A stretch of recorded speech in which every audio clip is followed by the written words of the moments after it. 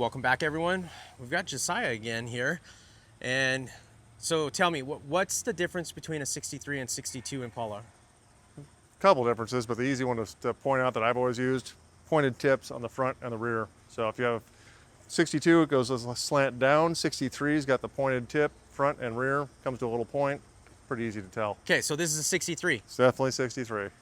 So tell us about this project here. It's something new that you just obtained, correct? So yes, this is one of our clients, Dave, who has a GTO. This is his 63 Impala.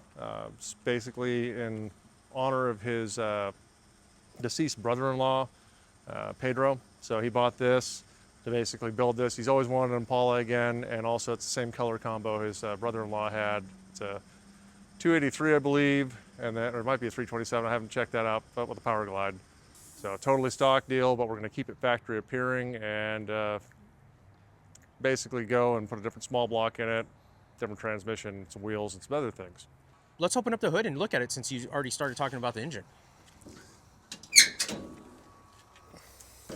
So this car, from what we can tell in all the paperwork, this thing was restored back in the late 80s at some point. I don't know if it was frame off or anything like that. It doesn't look like it, but basically we're going to keep it factory appearing, but we're doing a small block 350 blueprint motor, 3.2s, and then a 4L80 behind it. So right now it's totally stock, but we're going to take it away from that, but still sort of keep this vibe going, just massively cleaned up, Ron Davis radiator, AC, make it a nice driver. Okay. And body-wise, how's this thing looking? Right now we're going to leave it for a little bit. He's going to cruise it, sort of like the patina vibe, sort of a survivor deal, more survivor obviously. And then down the road it's going to get stripped and then redone in this same exact color. Maybe a white top, I don't know, but we'll see. Only time will tell on that one. This thing seems like a time capsule. It is. Overall, it's pretty much how it was. I mean, how they were.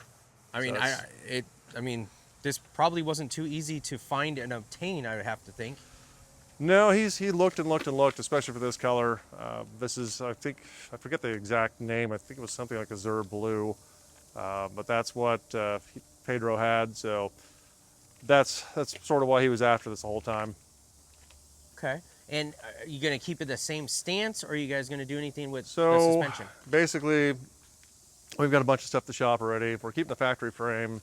We are going to pull the frame out from under it, but it's going to go with all Global West stuff. We're trying to keep it simple on this So you're one. going to pull the frame off just to go through it and make sure there's no cracks and just refurbish it? Clean up the frame, make sure that the welds are decent, which half the time they aren't. Probably go ahead, stitch weld the chassis, send it out for blasting and powder, then reassemble it with all Global West components. Okay. And same stance, same wheel and tire? Probably about an inch or two lower. The wheels that are going on this, that seems to be the plan right now, which is an EVOD wheel. EVOD makes a wheel that looks just like that hubcap, but an 18 or a 20. Wow. So that's what we're sort of going with a pinner white.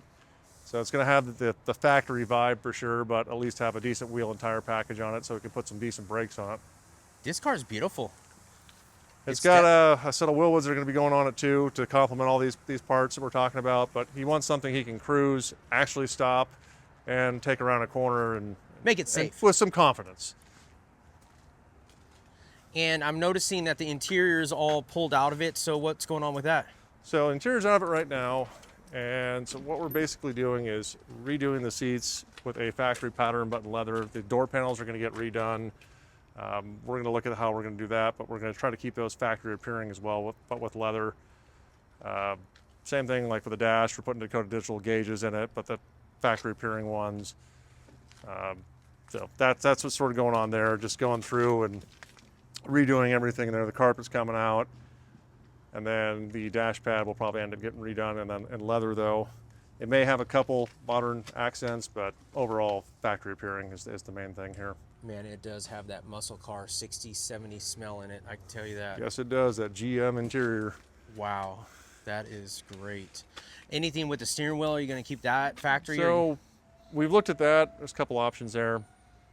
They make a wheel that's a 15-inch wheel, but you have to paint it, so we may end up doing that. While we have everything apart, we'll paint the dash too, because we're putting a I did it column in it, as he wants tilt and all that. So That's happening. Does the I Did It column put the steering wheel position like further depth-wise differently, or is it That just? I don't know yet, but we will find out. I imagine it's similar. It should be. Our columns are usually pretty much drop in unless you order, something custom. I mean, this car had to have been stored in a garage.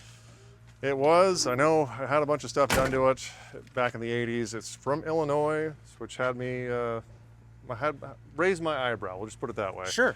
But so far, I mean, I don't see anything that's significant in terms of rust or anything like that. So was it purchased from Illinois and transported here? Bought it from a gentleman in Patterson, Northern California area, and I think the prior owner bought it from the guys out of Illinois, from what I can see.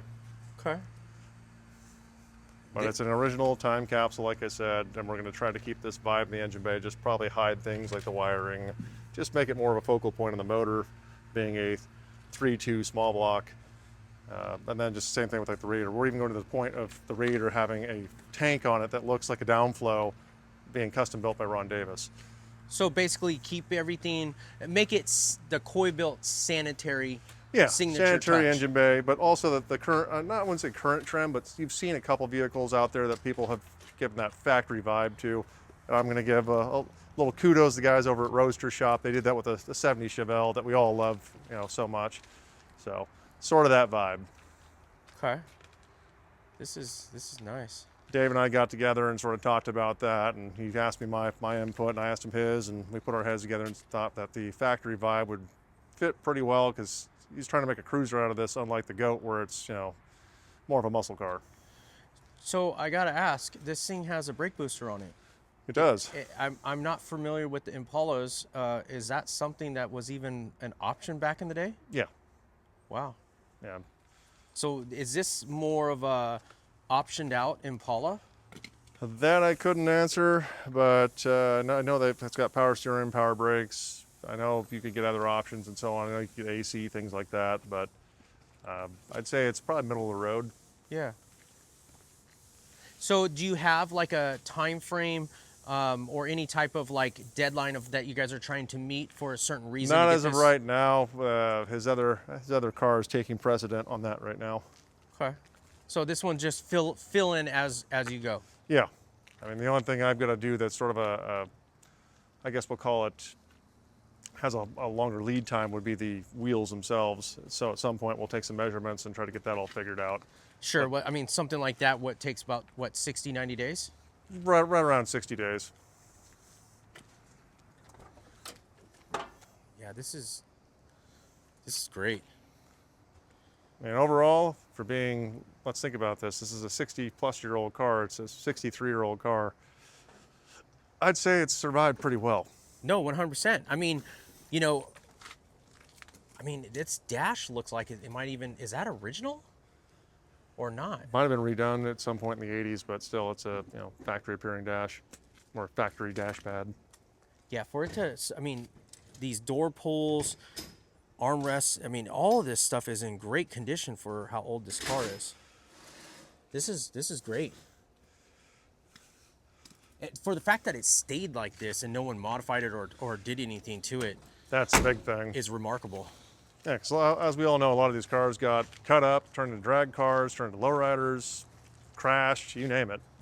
Yeah. But this was, and I'm not putting the car down by saying this, but this was like the Toyota Camry of the 60s. Like no, all these old cars were. Everyone had these things.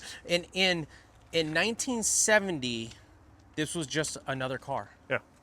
No one cared. I mean, they cared, but they did not like they do today. No one understood what was going to be 50 years down the road. But thank God it survived, though. I mean, you have what year your Ford Super Duty? 21. Just a 21 Super Duty. It's just a 21 nice truck, Super but it's just an F350. But one day it might be considered an OBS. Oh man, yes, right? yes. That's just how it is. It's sort of like Solomon over at Ford Era. They were just F250s and stuff like that back in the 70s, and now they're highly sought after. Okay, so Dave is keeping this one, a lot of OG still in it, but just modern touches, making it drivable and safe. Yep. you know, I would have to think that there's some viewers out there that might have some suggestions or ideas. Maybe they can throw them down in the comments and let us know what they think. Sure. You know, because I mean, you never know. You might get someone's opinion that might be validated to look into. The biggest thing, I mean, hopefully if everyone sort of, you know, goes with the vibe too, but just to keep it factory appearing, and that's mainly the, I mean, obviously it's going to change. You're going to have a front drive serpentine setup, but overall you still got a small block, 3.2s, got a traditional downflow looking radiator. You got the basic package that looks old school. Well, it's easy to say keep it old school and keep it original, but at the same time, if you really understand these cars, old school and original is not easy to drive and not safe to drive in many cases compared to all these other cars around and around on the highway.